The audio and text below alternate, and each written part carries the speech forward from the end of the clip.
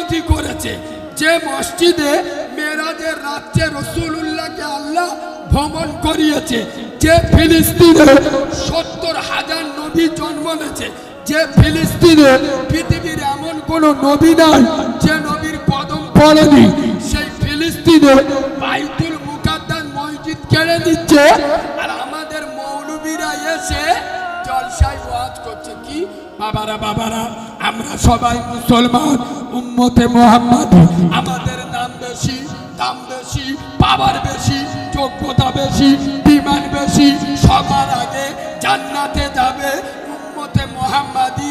আর উম্মতে মুহাম্মাদি আমরা জাহান্নামে যাব না, সবাই জান্নাতে যাব। আর জান্নাতে গেলে বাবা আল্লাহ 70টা হুর দেবে। একবার জোরে বলো সুবহানাল্লাহ।